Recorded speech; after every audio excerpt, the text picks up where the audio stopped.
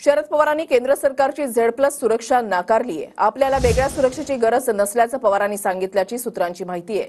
CRPF आणि दिल्ली पोलिसांसोबत काल शरद पवारांची बैठक झाली आणि त्याच्यामध्ये त्यांनी Z+ सुरक्षा नाकारल्याची माहिती सूत्रांकडून मिळते। नेमका धोका काय? सुरक्षेच्या प्रस्तावावरून पवारांचा प्रश्न, सूत्रांची माहिती। सुरक्षा का वाढवली हे कळवलं नसल्यानं पवारांनी सुरक्षा नाकारली। आपल्याला वेगळ्या सुरक्षेची गरज नाही, पवारांनी सांगितलं असल्याची सूत्रांकडून माहिती मिळते। दिल्लीतील निवासस्थानी अधिक सुरक्षा रक्षक नको अशी देखील सूत्रांकडून माहिती आहे। तर दिल्लीत वापरणाऱ्या वाहन बदलण्यासही पवारांनी नकार दिल्याची सूत्रांकडून माहिती मिळते। प्रवासादरम्यान गाडीत 2 सुरक्षा रक्षकही नकोत असं पवारांनी म्हटल्याची सूत्रांची माहिती आहे। शरद पवारांनी Z+ सुरक्षा नाकारली। नाही, ठीक आहे, तो त्यांचा व्यक्तिगत प्रश्न आहे की Z+ सुरक्षा त्यांना नको असेल तर त्यांना नाकारण्याचा लोकशाहीमध्ये अधिकार आहे। शरद पवार साहेब हे अत्यंत या देशातले अनुभवी आणि सुज्ञ नेते आहेत।